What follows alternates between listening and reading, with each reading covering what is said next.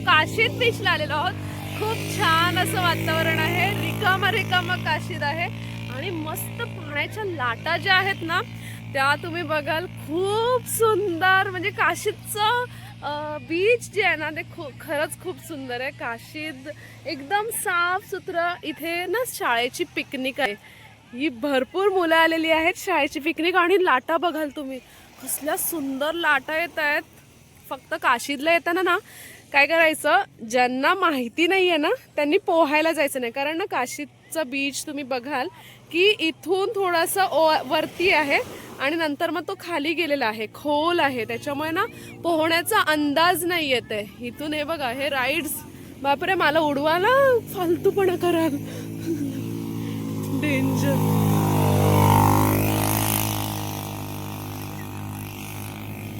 हे असं कोणाच्या तरी अंगावर वगैरे घेऊन येतील आणि मग झाला सत्यानाश। त्या लाटा बघा, हो हो हो। आणि काशीदचं पाणी बघा, खूप छान असं पाणी आहे काशीदचं, म्हणून लोक काशीद बीचला काय येतात।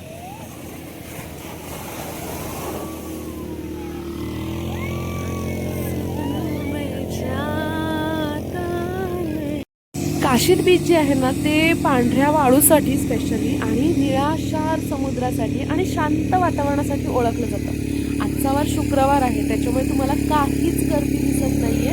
इथे पूर्ण रिकामा आहे आणि सकाळची वेळ पण आहे, त्याच्यामुळे पण असेल। पण आता तुम्हाला फक्त गर्दी कुठे दिसते, तर ही वाली जी गर्दी आहे ती पण शाळेची पिकनिक आली आहे म्हणून तुम्हाला ती गर्दी दिसते। बाकी तुम्ही सॅटर्डे संडे जर काशीद बीचला आलात तर तुम्हाला इथे पाय ठेवायला जागा नसते, इतकी गर्दी असते, प्रचंड गर्दी असते। आणि ना काशीद बीच जे आहे ते त्याच्या स्वच्छतेसाठी आणि सुंदर वातावरणासाठी जास्त प्रसिद्ध आहे। इथे काशीद बीचचं जे पाणी आहे ना ते खूप निळाशार आहे, निळं पाणी, लाईक गोव्याचं जसं पाणी असेल ना तसं। आणि इथे जेट्टी तयार करतात काशीद बीचचे इथे, हे आत्ता मी पाहिलं आहे। म्हणजे मी खूप वर्षानंतर काशीद बीचला आले, अलिबागला राहून पण मी काशीद बीचला खूप वर्षानंतर आलेले आहे। तर ही जेट्टीचं काम चालू आहे। आणि एकच सांगायचं आहे की काशीदला जेव्हा याल ना तेव्हा गाईडशिवाय, म्हणजे इकडले जे स्थानिक गाईड आहेत ना त्यांच्या मार्गदर्शनाशिवाय ना तुम्ही पाण्यात उतरण्याचं धाडस करू नका।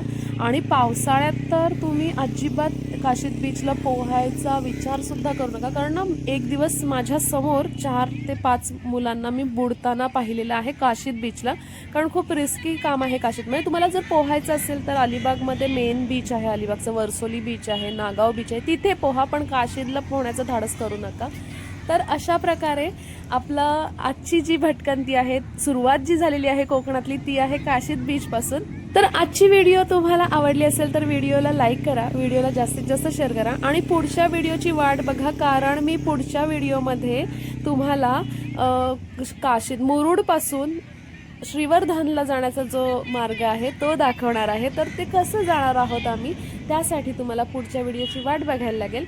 आणि आपल्या चॅनलवरती जे कोणी नवीन असेल त्यांनी ह्या चॅनलला सबस्क्राईब करा, म्हणजे दुसरी जी व्हिडिओ आहे, पुढची जी व्हिडिओ आहे ती तुम्हाला बघायला मिळेल।